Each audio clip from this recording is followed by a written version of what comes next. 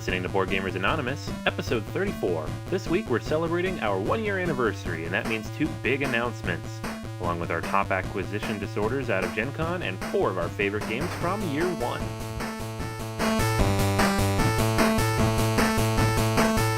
You're listening to a proud member of the Dice Tower Network, dedicated to bringing podcasters together for the greater good of gaming. It's sort of like Voltron, but with better lip syncing. Find out more at dicetowernetwork.com.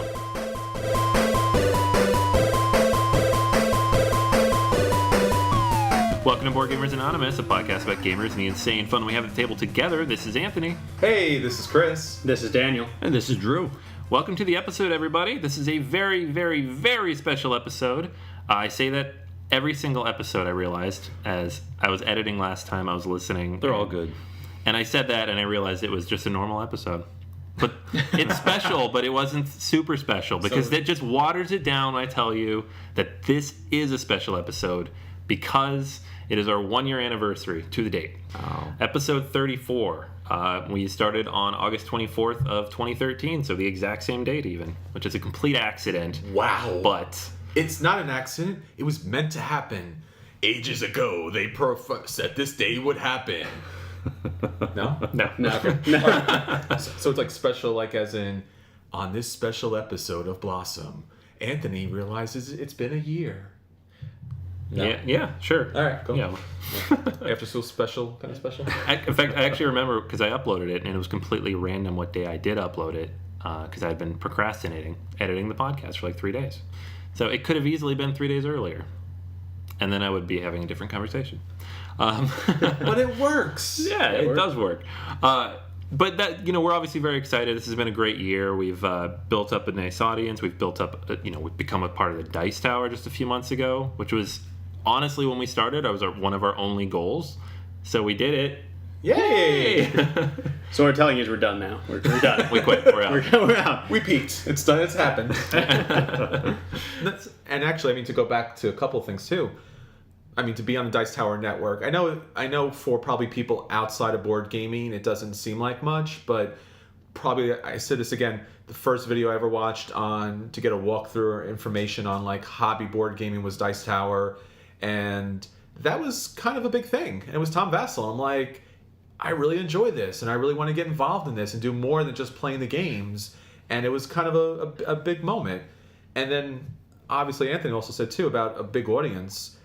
One of the best things, and honestly the best thing about having this podcast, is to be able to connect to listeners like you. So thank you for downloading. Thank you for spreading the word about us. We really want to get this kind of great information and the fun out to you. And you are part of the podcast. You are the 5th member. And we're really glad to have you join us each and every week. Yeah. Announcing! Yeah, this is a special announcement for the first year episode. It's a present to you, the listeners. Yeah. So when we started the podcast with Dan and Kim a full year ago, we podcast every week, and we kept it relatively short, and we were just messing around because we had 20 listeners, of which all of them were our friends from the store. So we didn't have this big audience. We didn't have people listening in 40, 50 countries, whatever it is. We were not part of the Dice Tower. And at a certain point, when we ramped things up, we went to every 2 weeks. And that's gone extremely well. So one thing we've been able to do because of that is streamline, how I edit the podcast. And we're all actively gaming all the time. So we have all these games we can talk about. So we want to go every week. So we're going to start podcasting every single week. Same day, download it every Sunday. Tiny bit shorter, but you're going to get just as much great content, just as many great reviews. It's going to be good for you, the listener, really. A more regular schedule and a tighter, shorter. I love 59-minute podcasts. As soon as it goes over an hour, I tune out. So this is perfect. But thankfully, Drew listens to us, right, Drew? You know what? I'm one of those listeners who joined during the course of the year. I'm sure most of our listeners picked us up. Now, did that happen once that Drew guy joined the podcast, and all of a sudden the podcast seemed a lot more interesting to you? You guys know I'm a blog man. Okay. Yeah. That's what I like. So I read all the blogs. Not much of a podcast listener, but these guys taught me. the benefits of a podcast, good podcast. And also to be able to bring the listeners up-to-date information and news about gaming. You know, a 2-week podcast is great, but by the time we broadcast the next 2 weeks, things are a little bit out of date. So if you're looking to make those purchases or looking for upcoming events, it kind of works a lot better this way. So we can kind of bring that information directly. Yeah, definitely. I think it's going to be a lot of fun. It'll make it easier for me to remember what I played. If it was 13 days ago, I could Getting remember. old there, man. Come on. It's the big 3-0, you know? Kids, family. You guys are lucky I'm still in one piece. And I think it'll be a lot of fun. I definitely enjoyed when we did it every week a year ago, and it was just work and life made it so we couldn't for a little while. But we're back. We're Every back week. and better than ever. All right. All right. So that's our 1 year thing. We're going to be talking about some of our favorite games from the first year today, along with Gen Con, of course. And, just last thing on this, just wanted to say thank you to everybody who's been on the podcast, part of the podcast. Daniel and Drew have been, jumped in and been a tremendous part of this the last few months. But even going back before that, we had special guests, Rob, Mike, George, and then, of course, Dan and Kim, the original podcast crew. Love them. It's been quite a journey. It's been a lot of fun, and here's to the next year. All right. Yeah. All right. Cheers. All right. So, as the usual, let's jump right into the news. Drew's got a couple things, including another announcement. Dun, dun, dun. At the end of the news, we'll talk about that. So, Plus Gen Con, of course. all right. Shout out from the tabletop. News and commentary. I love that phrase. So I'm just going to use it forever. The first bit of news is not a happy one. We all know that we lost Robin Williams a week ago. Unfortunate circumstances that we don't need to go into now. But I'm sure some of you know, not all of you may know, but he was a very passionate gamer. Dungeons and Dragons, Warhammer 40K. He loved it, frequented game stores. So it's a chance for us not just to mourn the passing of a great comic actor, but he was one of us. He loved sitting down at the table, and I don't think there's any listener out there who wouldn't have loved the chance to sit at the same table with him and play a game. So That would have been incredible. yeah, Yes. Yeah. quite a loss. Rest in peace. Turning that around, we have a little bit brighter. Well, it's all brighter when it comes to gaming. Some interesting news from Upper Deck. I haven't been following them all that much, except that they made baseball cards.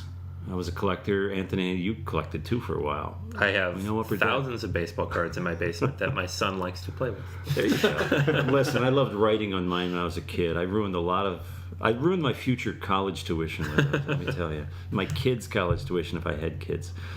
But Upper Deck got out of the baseball card, official licensed baseball card business in 2009 when Major League Baseball kicked them out.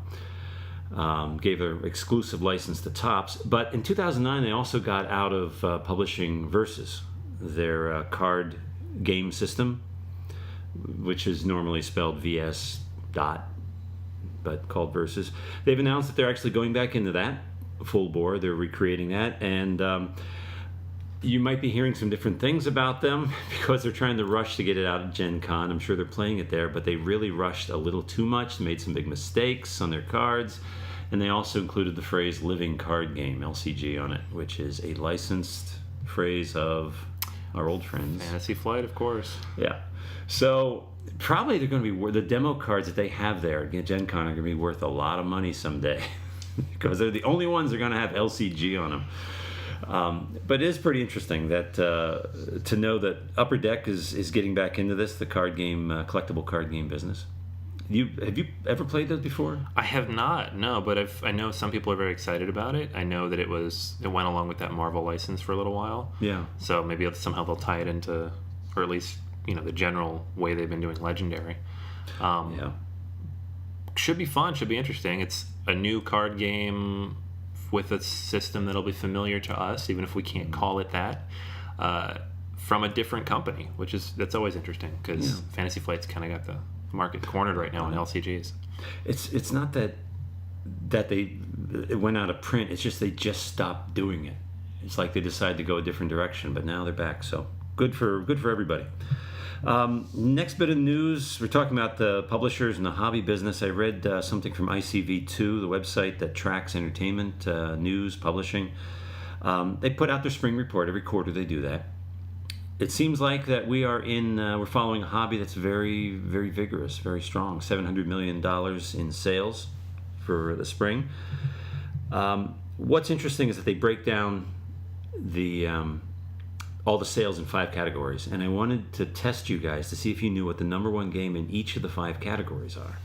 Let's see. This is quiz time. Quiz time. The 5 categories that they track are collectibles, board games, RPGs, miniatures, and then cards/dice.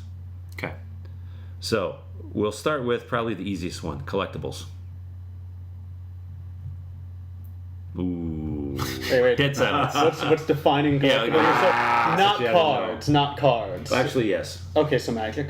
Yes. Yeah. Okay. Yeah. Because there was a card category. Right, So. so Magic is too much to be in cards. Well, this is Mere what's cards odd. cannot The contain cards dice. I mean, see, the number 1 game in that category is Android Netrunner, which I don't really know much about. Okay. And they Yeah. put that now. That's a hot game. So, Yeah, They mean non-collectible card games. non-collectible. essentially. Exactly. Okay. So the CCG versus the LCG. Yeah. Yeah. Oh, is that what? And they can't use that phrase. Was that it? Yeah. Yeah. Now let's go with RPG. Number 1 RPG of the spring. For this last year, Of the spring of this year. Pathfinder. Pathfinder. Pathfinder, definitely. Yeah, that's gonna kind of get knocked out by D&D eventually, but not as of yet. Possibly. I would be we'll see. surprised if it didn't. Yeah, I'd be surprised. That would be a big story. Then we'd know how much of Elite Pathfinder pulled away. Yeah. Well, I know that the company, what's the name? It starts with a P. Paizo? Paizo. Yeah, has been trying to push sponsored tournament play. Mm-hmm. They want to keep it going, but yeah, they might It's get much steam more up. affordable too, though. You buy that one gigantic book, it's 40, 50. It has everything you need versus the pricing on this new D&D Next system is ridiculous. I'm sorry, $50 for a player guide, $50 for a dungeon master guide, $50 for the monster manual, and then $30 for each of these campaign guides. Hey, hundreds of dollars. They published a couple more free campaigns. Some more PDF files if you want to down. It's subsidized. I'm not even going to call it free because the people who are paying for it are paying for the free. Yeah. Prices are nuts. Scrabble Dictionary announced a 5th edition. I'm surprised as long as Scrabble's been out. This is only the 5th edition. 10 years ago was their last one. There's 5,000 words added, but among them are 4 new 2-letter words. And I couldn't imagine that there are any more 2-letter words to discover. TE, which is the variant of T in Do, Re, Mi, Fa, Sol, La, Ti, Do, which I sang out of tune. That's a new word. Da, Gi, G-I, and Po. Okay. I'm extremely excited about this news. Yeah, I thought you might. I love the 2-letter words. That's how you rack up your score in Scrabble. And that's why you can't play Scrabble with people. Okay, I was going to say, it's a further divide between the serious Scrabble gamers and the casual ones. Absolutely. There's no way the two can play together. Nope. No, I will destroy you. See, I won't be playing with you, so that won't happen. I mean, I've never played Scrabble. You want to try? You should teach me the rules. Sure, let's play for money then. Seems like you guys have big vocabularies. we need a way to handicap this game so that everybody can play at the same table. What if the really good gamers, the better you were, you had fewer tiles? Like you give the really good guys 4 tiles and everyone else can have 10 tiles. Yeah, but the problem with that is it is the 2-letter words. I mean, the 2-letter words aren't dangerous because they score 4 or 5 points. They're dangerous because where you place them, they score multiple different angles, and that's what scores so many points. True, but the really, really big scores are when you drop 6 or 7 tiles and create 4 2-letter words. Sure. Alongside, 2 words alongside each other. You can get a 7-letter word paralleling another word. That's 150 points. Well, sometimes you'll have a word strung along the next to the last row toward the bottom, and you want to get that triple word score at the very bottom. You got to have those. Yep. Those 2-letter words. That's how you play it. Man. So I would love to learn all these 2-letter words. The rest, forget it. Just memorize them. Just real quick, vlog, bromance, Buzzkill, Chillax. These are all in the Chillax, Scrabble that's dictionary. adorable. Yeah. Bromance. And Buzzkill has 2 Z's. Buzzkill. How are you ever going to play that without a blank? And a Super Z? Scrabble. Super Scrabble. Play with 2 sets of tiles. Mix them all in together. Finally, we have something on the radar. It's coming up in a couple months, but we're going to tell people about it now. It's Extra Life. It's a special fundraising program that's actually, how many years has it been going? I know we did it last year. The full event's been going for a few years, but this is our second year. Yeah, so we've done it last year. It's coming up again. I didn't get the date from you, Chris. That'll be Sunday, October 26th. Okay, can you fill us in with a little bit? Because I know Level 99, the publisher, has gotten some publicity from their goal of $5,000. I think more and more gamers, more and more publishers should be jumping in on this. What is Extra Life? Well, Extra Life originally started, this is a nonprofit organization that's supporting Children's Miracle Network hospitals.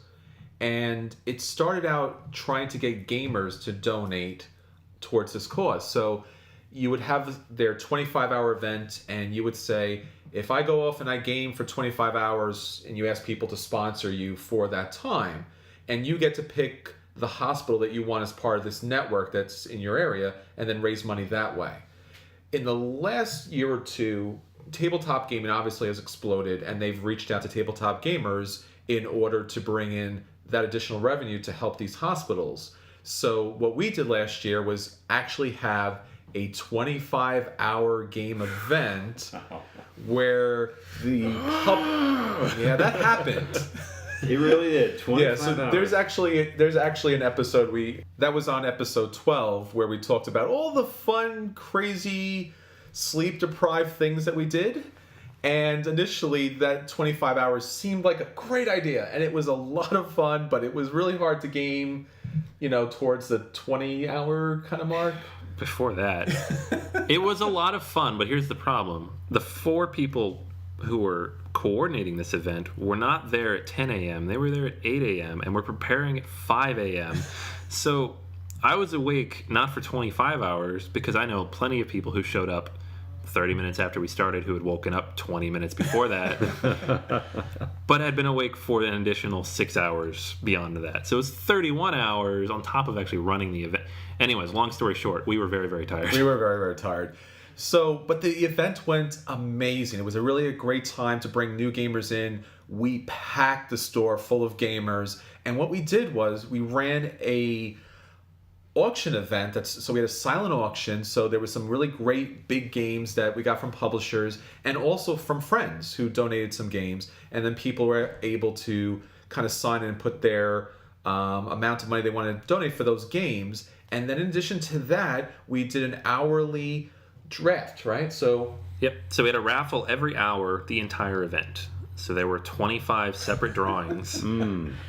This is the reason I didn't play anything longer than Love Letter, because every hour I had to run up and do a raffle. But this was a lot of fun, because every hour people would be screaming at each other to shut up, there's a raffle! And we would draw someone's name, we'd draw 2 games, they'd get to pick one of them. We had enough games that this was effective the entire night. Almost everybody got the games they were looking for. And if you want to see the games that we had, because we had this nice, neat stack before we started, just head over to the Facebook page. There's plenty of photos of our giant pile of donations. And you can take a look at Anthony kind of handing out each and individual game to the gamers who won it. And then you can see as the night went on, Anthony getting a little bit more slumped over. But everybody was happy. It was a great event. It brought in a lot of money for the store, which was nice. It brought a lot of money in for children's hospitals, which was great. And gamers were thrilled. So Yep. I was out of town for that week, but I remember the thrill of phoning in. It was like at a big auction at Sotheby's. I'm calling in my bids. What's it at? What's it bidding I forgot. at? Yeah, you called in. I was sitting at the front desk filling in, and you called in to ask me what the numbers were at on the games you wanted. That was great. Yeah, I had to. We raised close to $2,500 last year. So that's definitely the goal this year, and then some. But what was the goal last year? Our goal last year was $1,000. 1,000. So we beat that and then some, more than doubled it. Just a tremendous outpouring of support from everybody in Staten Island in the area. And it was really incredible. It was everything we expected and more. I know there were times during the night that people they showed up, donated, and had to leave because there was not enough room. It was that packed. That was great. So this year we're excited. We have a little bit more space. Obviously, it's because of what happened with Myriad having to close, so it's not, we're not excited necessarily. It's a little bittersweet, but we do have more room this year. So this year we're bringing the Extra Life event to Gamers Gambit in Saddlebrook, New Jersey. Scott, the owner over there, has been nice enough to allow us to have the event there that Sunday. So we're going to have a day-long event, not 25 hours, but the entire day of the event.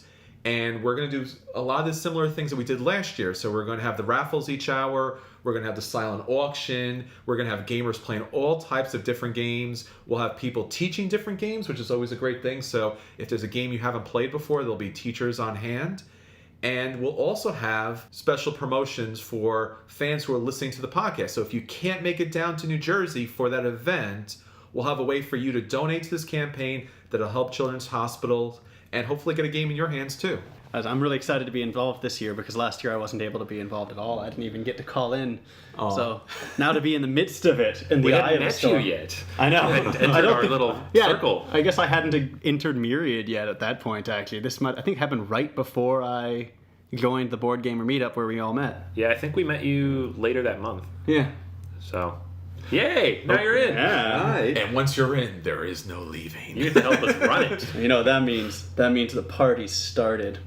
Ooh. So Oh, now yeah. you're basically saying you're going to up the ante. I'm upping so the now ante. there are expectations that this will be better. But we're than still last going to year. have a full 25 hours of fun, just compressed. The ante done been upped. Oh. Wow. Done been upped. Done been upped. All right. Hey, we going to do a live recording from there or something? Can we? We promised one last year, and then we did not do it. Oh. So I'm willing to admit that because we did actually promise it on air, and then it didn't happen. We can certainly try to record an update from the floor, but as these events tend to be with hourly raffles and people coming in constantly and taking donations and helping people find somewhere to play and teaching games, I think time just kind of slips away from you.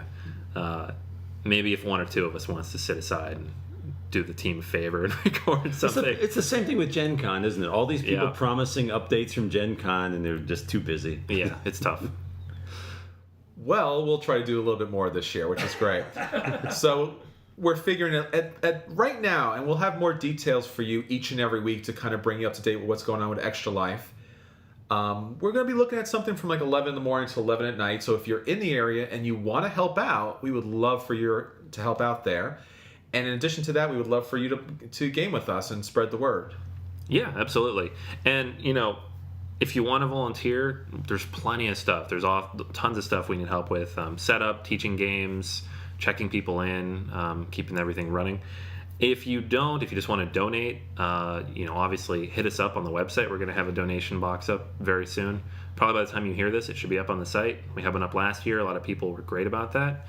And then if you are in the area, like Chris said, stop by because we're going to have tons of stuff. Last year we had more than 75 games that were donated by publishers, and I fully expect to see people just reaching out to us this year too, so we can make just as big an event. So they can go online. I mean, there's a link to the Extra Life site, so they can donate. We wouldn't handle the online donations. It goes right to Extra Life. Goes straight through Extra Life, and we get credit for having raised that. Yep. So you don't have to worry about us getting our grubby little hands on your money. It'll go straight to them. Yep, everything goes straight through them. I got instructions on the website. It shows you exactly which group we're in, exactly where we're at, and how to be part of the effort. And we'll post it to Board Game Geek too. Yeah, and I have to mention too, Gamers Gambit is a tremendous place to game at. The play space is huge. Scott and his staff is tremendously friendly and open to new gamers coming in there. They have comic books, they have board games, they have miniatures. They really have a good supply of a wide range of different things. And I started back with meeting Scott and Gamers Gambit a while back when I joined Bergen County Board Gamers Meetup. And they play there every Monday night. So if you're interested in meeting up with us there, you can join us there at any time, and we're going to have them help join us for the Extra Life event. Yeah, absolutely. And if you're in that area and downloaded this the day it came out, we'll be there tomorrow. So, for those who did that. And we love you. Yeah, we really do, actually. If you show Sure. up and tell us that, then we know you listened to it yesterday, and that's amazing. So, looking forward to meeting you. Absolutely. So that's Extra Life. We'll have updates for you every week now, and the event's going to be coming up really quickly. It's a little over 2 months away. So So very excited for that. All right, so that's Extra Life coming up at the end of October. Next up, let's talk about some of the acquisition disorders we have lately. And you all know what week it's been. Gen Con. Acquisition Disorder Corner. All right, now it's time for acquisition disorders, and that, of course, means all the things we wish we could have seen at Gen Con. I'm going to go ahead and lead off because the one big Fantasy Flight moment, their big announcement at their flight report, is a game that I'm very, very excited about. I know not everybody is for various reasons, but the idea of a Star Wars game, a Star Wars board game, first off, because they had not been producing one up to this point, based on kind of a similar style as Descent, a game that I really want to try and have been this close to buying half a dozen times, with miniatures of my favorite characters. Already mentally that money's been set aside. I'm buying this game. No Jar Jar? There's no Jar Jar. No Jar Jar. This is the original trilogy. Yeah. It's Imperial Assault. I think right before that we were just saying they need a board game, a miniatures game, a land combat game, something, because I love X-Wing, but I can't keep up with it, and it's just too competitive and the meta's too heavy for me to compete with people. The other new game, I don't know. It's just price point and scale-wise off the charts for me. But Imperial Assault looks awesome. I don't care what it costs. I'm sure it'll be like Descent-ish. And I know there's going to be a ton of expansions. And yeah, there's already a space on my shelf for this one. It's going to be awesome. You know it's Fantasy Flight. That costs. That means cost, right? Yeah. Yeah. I'm cool with that. I get to paint Darth Vader. Paint him pink. So what color do you think you're going to go with there? Pink. He deserves it. That would be It's going to be fun. Don't ruin my fun. The palette's so vast. I get to paint Luke Skywalker. Okay. Whatever. It's going to be so cool. You guys are going to play You it. get to paint the lightsabers. Yeah. Now that would be great. That's going to be fun. You can kind of paint them with a neon color to kind of like look like the lit lightsabers. Get some glow-in-the-dark paint. Yeah. I'm going to do it. Do it. It's done. I'm going to play this game like once. It's alright, but I got to paint Darth Vader and his lightsaber. Yeah, that was the big one for me. And there's a ton of stuff we've already talked about that people played, but we weren't there, so it's not like, what more can I say about this awesome game that I have yet to get to play? It plays a bunch of different ways, though, right? Imperial Assault, yeah, it plays two ways, I believe. There's like a 2 to 5 player mode in which, different, the Empire versus Luke and the Rebels. Or there's a one-on-one mode where the game kind of tweaks a little and it's 1v1, which I think is pretty cool because one of the big problems I always have with Descent, thinking about buying that, is that I have to get a big enough group of people together to make sure it's balanced with one person versus however many people it needs to be against.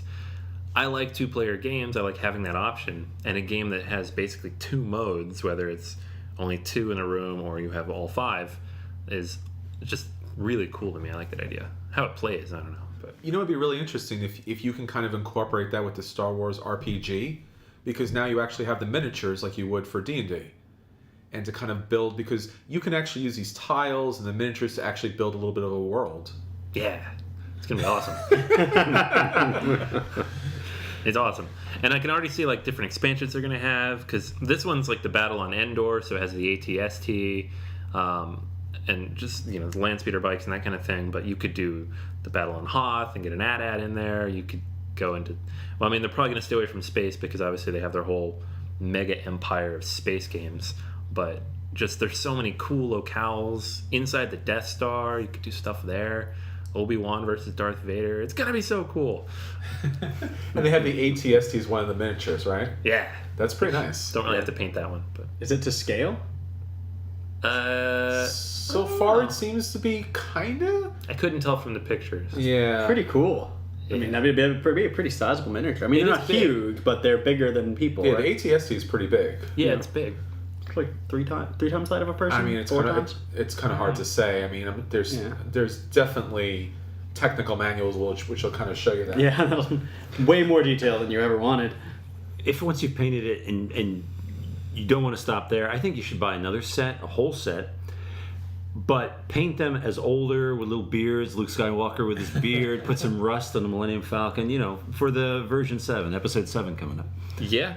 You know that they're releasing this because they're going to have some expansion for Episode 7. Yeah. They're already on top of that. I don't have to do it. But yeah, that's the big one for me. I don't know what you guys saw that looked interesting, though. Well, since you talked about Fantasy Flight, let me jump on that because not only are you going to get that Descent type of game, there's a new one, Star Wars Armada. Now, Armada is very similar to Star Wars X-Wing miniatures, but in this one, it offers a little bit of twist because what everyone's been asking for with X-Wing's miniatures is the larger ships, to be able to see a Star Destroyer or the frigates or some of the large class ships, because it really isn't a Star Wars universe unless you have those kind of big cruisers. So this is kind of a scaled down version of X-Wing miniatures, so you'll still have the TIE Fighters, you'll still have the X-Wings, but the base set also comes with a Victory class Star Destroyer and an escort frigate and a blockade runner.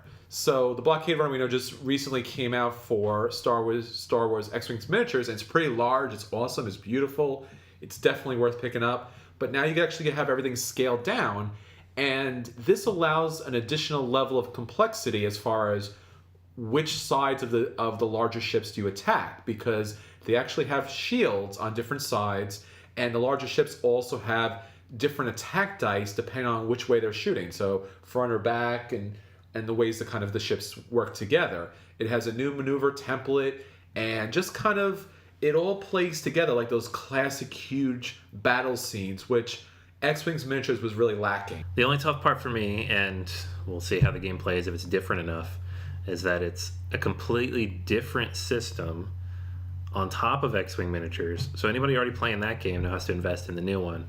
And the base set is $100. So that's a little tough. It's bigger. There's photos from Gen Con. All the ships are bigger. And you do get more out of the box. You're getting more ships overall because you get the different squadrons of the smaller ships. But it's a bigger buy-in. It's a completely different system. We'll see how it plays. I'm sure it'll be good. That's a little bit more of the challenge, because if you've already invested in Star Wars X-Wing, do you invest in this as well? Not both, no. Yeah, because it does play somewhat similar if you look at the component pictures there. Mm-hmm. So you still have you have some of the same templates, you have some same damage cards, you have some of the same units. So, it's complementary to it, but it's not the same system. You wouldn't be able to play both systems kind of squished together in one. I mean, if I had to choose between the two coming at them from totally outside, I think the Armada sounds more my style, because for me, the defining Star Wars moment, right, is the first shot of the first movie, and just the massive starship passing by your screen, and from that point on, right, every major spaceborne battle, the Star Destroyers turning against the Rebel fleet, that just speaks to me. And yeah, and those bigger Star Destroyers and the Super Star Destroyer, even if they get to that point, are going to be huge. Because, they started with a Victory class, which is not a super large ship, so they have a lot of room to grow, and some of those were massive. So, some people are already calling for a Death Star. I still think that would be the size of a small shed, but... you get a beach ball and you paint it black. What would it even do? It would just sit there and power up the entire fight, and if you couldn't defeat it in time, it would kill everybody. Yeah, it's just having it. Yeah. That's pretty much it. Limited ship-to-ship capabilities, but those are mostly the little defense turret thing. No, they had ship-to-ship capabilities. I guess they have the turrets. They had turrets, if you got close to it. Yeah. And that's why they had to send the smaller ships in, is because anything larger would have been blown out of the sky. Tractor beam. Yeah. Pull things in. Although I think it would make more sense in a scenario. And right into Imperial Assault. Tractor beam pulls you in, Imperial Assault. Now you're playing Imperial Assault inside the Death Star. Here you go. Layers here. This is so many layers. And then you jump into the Star Wars RPG. Right. There you go. Fantasy Flight's getting it done. Yeah. Oh, man. It's a good year for Star Wars. It is. And I was thinking about this. I was almost about to say, I'm so tired of these Star Wars games, but I'm not.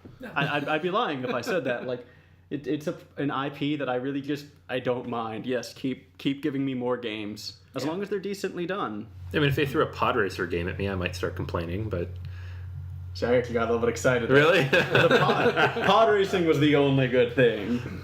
As long as it's not roll and move, right? Yeah, as long as it's not wrong, but that would be. Oh man.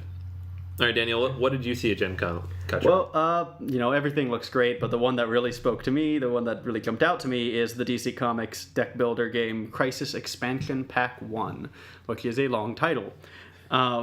But it's an expansion for the DC Comics deck building game series, and there are two of those, right? So there's the core DC Comics deck building game, and then there's the Heroes Unite game, which are standalone and can be combined, though you have to be a little careful doing that to make sure you don't throw off the balance. And this expansion will work with either of those. Something that I really enjoy about it, or think is really interesting about it, is that it introduces cooperative play into what has only been a competitive game, as well as adding new villains, new heroes, special heroes that you only use during cooperative play, and harder villains too is something else that appeals to me a lot. And it just looks like this is going to give a lot of flavor, a lot of pizzazz to one of my old reliable games, a game I keep going back to. But because I do that so often, it's kind of starting to get a little stale, and this is just the right time to give it a kick up. Nice. Yeah, I look forward to that. Yeah. Hey, the game I've been looking forward to for a long time at Gen Con is Pandemic, a new variation they came out with. I know every couple of months they come out with some new twist, and they're going to come out with a dice game and a legacy game. But Pandemic Contagion flips the basic game around. That's what I'm really excited about. I like cooperative games, but I know there's some listeners out there that hate them, would never play them. This is your chance to play Pandemic. They flipped the whole game on its ear by making you the contagion that used to be fighting. And basically, you and your fellow contagions are trying to destroy the world, wipe out the world. It's not a cooperative game, it's a competitive game.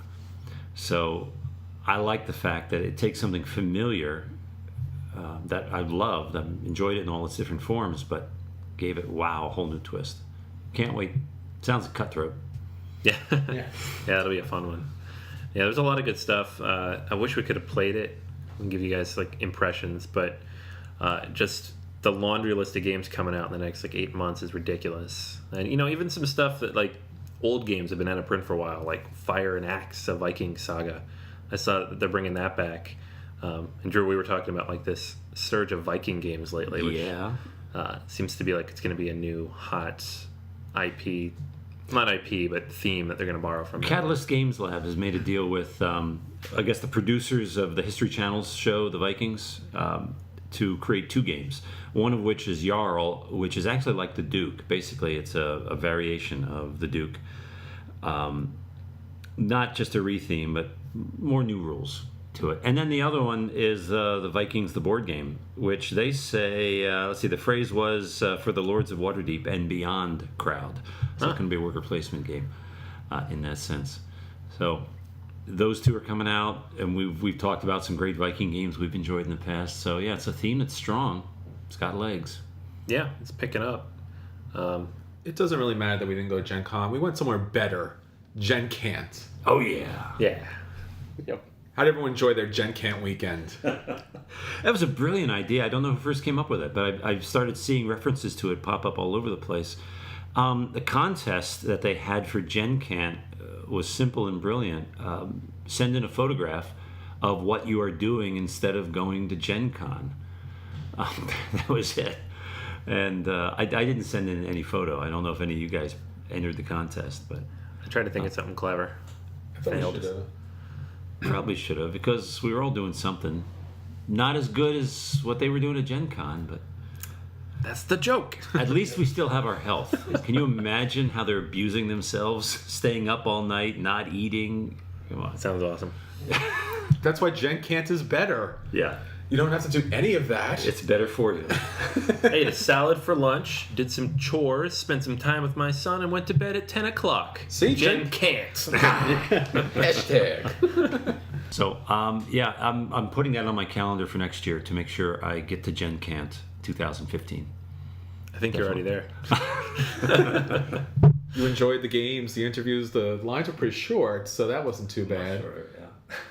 Parking, there was plenty of that, and you you can get to pretty much any room you want. So Food was surprisingly affordable. yes, Had a fully stocked mini fridge. I'm telling you. It's like I live with somebody who went to the store that morning. I don't understand. All right, so that's some of the stuff we've been, you've seen the coverage, you know all the games that came out, but those are the things that have us most excited. There's tons of other things, obviously, on that list, and we'll be talking about them in the weeks to come as they are released. Lots of games released at Gen Con that we will be playing. King of New York. King of New York. God, they talked about that for so much. I thought it was released 6 months ago. They've been talking about it for so long. Coming soon. Mice and Mystics, Downwood Tales. Yeah. Saw Inside the Box. I'm super psyched for that. Pandemic Contagion. Among the Stars. Lachikoro. Got a long list of stuff to play this fall. Hopefully it all comes in soon because I want to play it. But next up, we're going to jump into kind of a flashback of sorts to some of our favorite games from the last year that we reviewed on this show, and some of which we've played lately in our special kind of at the table first anniversary hybrid special. At the table this week. All right, it's been exactly 1 year to the day since we started this podcast, and in that time we've had 34 episodes with more than 30 feature reviews. So there have been a lot of games we put the spotlight on. Some of the games we liked a lot, some of them were okay, some of them less so. So what I thought would be cool, what we all thought would be cool, is to kind of share what our favorite game, or the one we wanted to touch back on the most, is from that first year's 30 plus feature reviews. And then, hopefully if we've had a chance to play it lately, talk about our recent experiences with it versus when we first started out. So I'm going to throw it to Chris first because we played yours today. Yes, so looking over the whole year of feature reviews, we've played some amazing games. The one that I keep coming back to has to be Caverna. The Uwe Rosenberg kind of Agricola 2.0, that it kind of incorporates the best of that and so many of his other games to kind of bring this worker placement game, at least for me, to kind of the ultimate version. So Caverna has so much good to it, and it, like I said, it takes from a lot of good parts, but it really is its own game. It has its own flavor, it has its own spirit. While you're playing the game, you can choose a lot of different options. The game we just recently played, each one of us went a completely different path to victory, and yet we only came, I think, between 5 or 6 points away from each other at the end. And that was a lot of fun, too, because when you were playing Agricola, it's a little tight, which is the fun of Agricola, don't get me wrong. I like that, but if you screw up once or twice, that's pretty much the game, and now you have to wait another hour until the horror is over, or the randomness of the cards. Caverna kind of brings you everything right up front. You know what the tiles are, so you don't have to worry about the cards if you got a bad hand, because you can choose from anything. And it's just a beautiful, beautiful game. It plays with from 1 to 7 players, which you really don't hear about from very many games. And the components are wonderful. It has all the animal meeples to it, the artwork, the graphic design. It's just so well thought out. It scales beautifully. It has the different boards that kind of work in and out. And I'm sure this game's going to have multiple expansions in the future. Yeah, Caverna's a great game. I don't usually tolerate worker placement games very well, but I actually enjoyed Caverna. I tolerated Agricola, it was reasonably pleasant, but I actually actively enjoyed Caverna, which is unusual for me with that kind of game. Yeah, worker placements are probably my favorite genre of games, honestly, just as I've been playing more in the last 6 months to a year. And consistently, I like almost every worker placement I play if it's well done, except Agricola, which I had a horrible experience with this game the first time I played, which, from what I've heard, is pretty typical. If you have one of those moments where you're made a stupid mistake in the second round and you're out for 2 hours, you're probably not going to like it very much, which is what happened to me. I don't like games where that happens. Caverna fixes every problem I had with Agricola. I like this one a lot. So It's great. I didn't get a chance to play it when we did it in the original review back in January, so it was exciting to finally get it to the table for me. And I'm glad you were right and that it's that much better than Agricola, because now I want to play it again. It's a great design because there are so many ways to win. All 4 of us tried different paths, and we came within about 10 points of each other. Yeah, 6 to 10 points, I think, on that. And Daniel won. And worker placements is not your game. You're more of an Ameritrash player. And to pull out a win on the first time playing is great.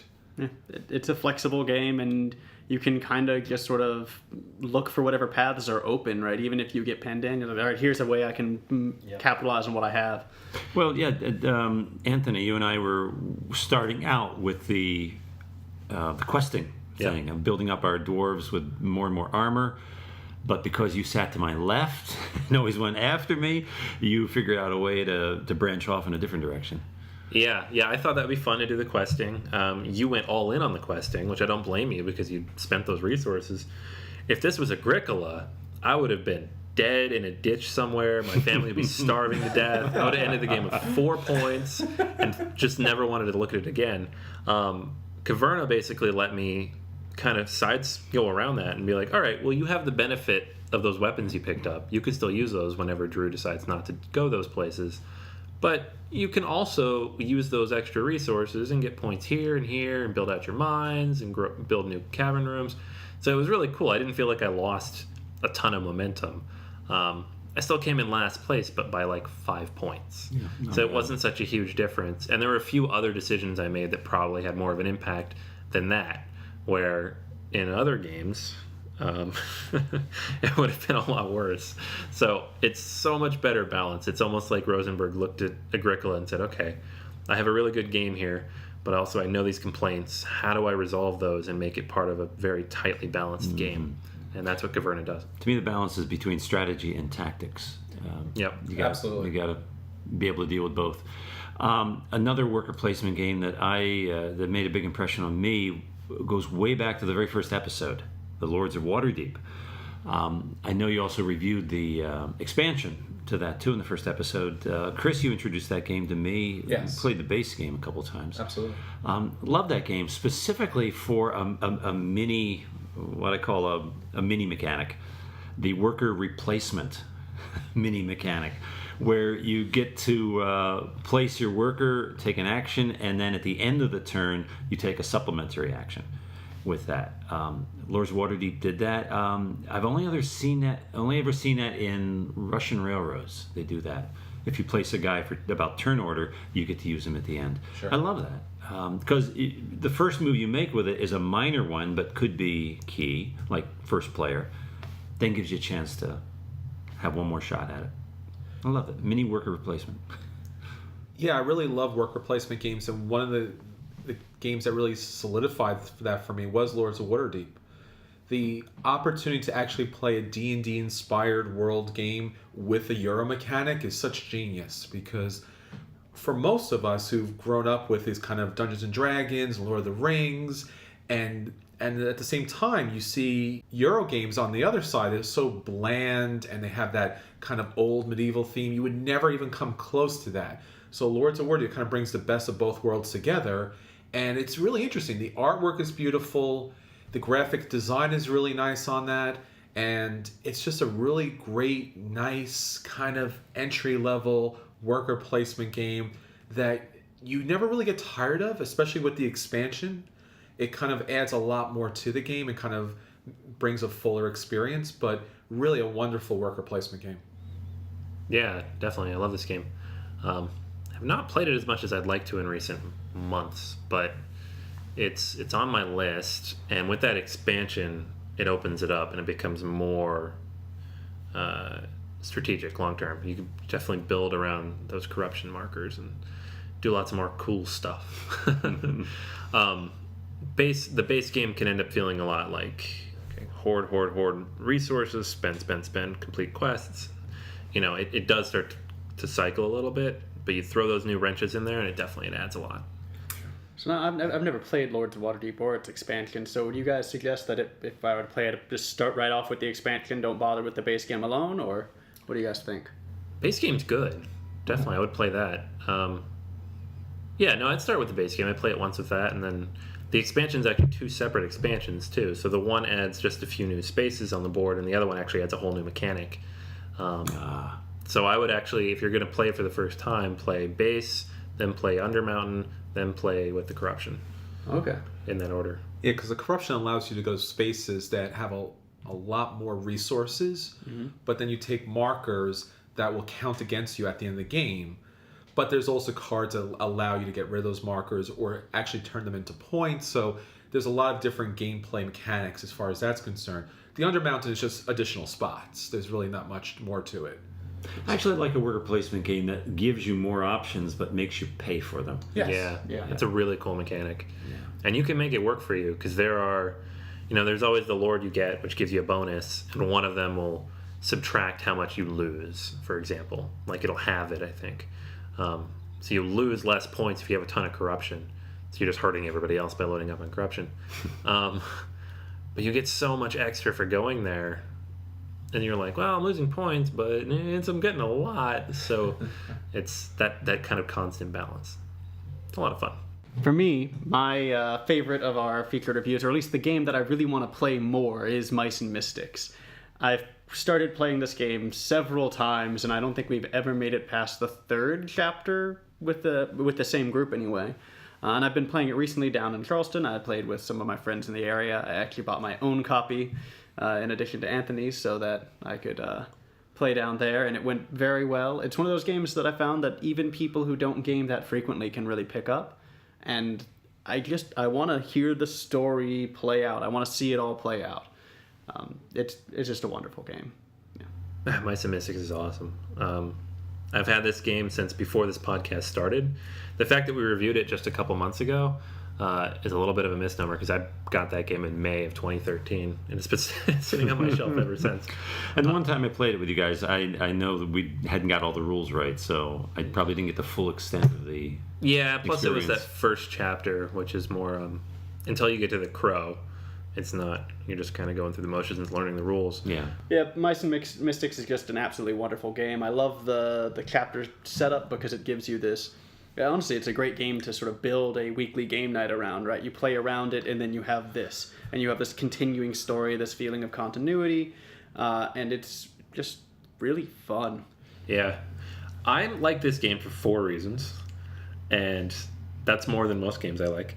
1, I got to paint stuff, which is awesome. 2, I know it's a game my kids are going to like when they're older. So it's never a game where if it sits there and I don't play it, I feel bad about it, because I know it's going to come out eventually. 3, I could play it by myself if I want to, and it's enjoyable, except I don't really want to ruin the story playing with a group of friends. So it's like, I still haven't figured out if I'm going to do that or not. But I have been playing a little more solo games, so I'm tempted. And then 4, it's just a really good game. I mean, we had fun as 4 grown adults playing this game, and I'm sure we will continue to do so. There's just so many reasons to like it. It could easily have been my choice for this, too. I think it's especially, as Anthony was saying, the fact that this plays with adults, and it does have a childlike flavor, but it's not a kiddie game. Nothing that you're doing in the game feels like it's dumbed down or too basic or just roll a die and see what happens. Everything really does have that dungeon crawl mechanic to it, and it plays in the way that a dungeon crawl would kind of play out. So, as I said in the last one, this is a great co-op because you can take people through an adventure and kind of build a story that really enriches each and every time you play it. So, Anthony, what is your favorite game from the past year? I had trouble with this. There's a few. Battlelore 2nd Edition was amazing. I don't currently have a copy of that game, so I have not played it in a while, and I know only Chris and I have played that. Yes. So I wasn't going to bring that one out, but Terra Mystica, also amazing. Expansion coming up. But for me, the one that caught me off guard the most, and the one that I more frequently want to bring to the table, for a few reasons, honestly, is Spirium. Spirium was a really nice, pleasant surprise for me last year. It's a lighter, more accessible, relatively quick worker placement game. It's only $35, which is, for any strategy game, is a really great price. The components suffer a little bit because of it, but that doesn't bother me so much because the game is just, it's fun, it's tight, and I have fun every time I played it. I've played it differently every time, and it's just the way it uses that kind of pathway worker placement aspect where you can load up your meeples in one space and benefit from it. It's just really cool to me. I really enjoyed playing this game too. As Anthony said, it's a small game. it flew underneath the radar. If you saw this kind of on a shelf, you were like, hey, steampunk, and you look on the back of the box to see the game, you're like, not so much. But where this game really does shine is in the mechanics. It really has a nice kind of cross between being a very light game where the setup is pretty simple and clean, and yet heavy, because not only are you doing your kind of worker placement type of action, but you're also are doing that in reference to what you think everyone else is going to be doing. So as Anthony was saying, depending on the number of meeples in a certain section, you're talking about money, you're talking about picking up a card. So very, very simple design, very clean, very interesting, and something that pretty much everyone can play. It's the kind of game where I really want to get it back to the table and play it again. Yeah, I think the only thing that was really missing from this game is an expansion, because this really needs a little bit more. Just like Lords of Waterdeep was a very nice game, and then when the expansion came out, it became a full game. I think Spirium kind of suffers from that, where it's a very nice game, but it really needs an additional mechanic or another section to it. Something more to kind of make it a full kind of game. Yeah, I mean, I guess I could see where you're coming from on that. I think if I played it as often as I wanted to, I'd probably get to that point. Sure. Because it would probably start to any worker placement does, honestly. Other than like Caverna, where you probably can't play that game enough times due to its length to get to the point where you're bored with it. It's just every time I played it, I had so much fun, and I don't feel like it needs anything additional for me to have that level of fun. If I think once you reach the point where you've played it a dozen times, it probably would. It's a lighter game, like you said. It flew under the radar. Haven't heard anything about anything additional being added to this. My only hope is that the designer makes, an upgraded version in a new theme or something, like Rosenberg does. Like, okay, I made this game. Everybody liked it. It was a good, solid core. Let's build on that. The good designers do that, and I'm hoping we see something like that with this, because it's a cool game, and it uses an interesting worker placement mechanic that I haven't seen in a lot of other games. All right, so those are 4 of the games that we had the most fun playing, that we were most excited to play again from year one. Honestly, like, at least 2/3 of that list I would go back and play again. There are a few I don't like, which there should be. We're not supposed to like every game we play.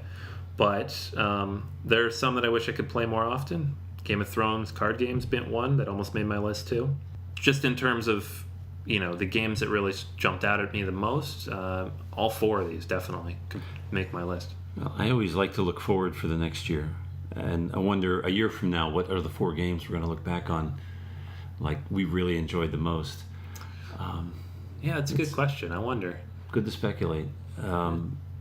Last year at Gen Con, Caverna was big, right? They were talking about that.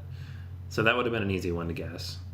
I don't know if anybody's talking about Battle Lore Spearmint. kind of came out. That was really noticeable. Yeah. Trying to wonder if it's any of the games we've already talked about wanting to buy.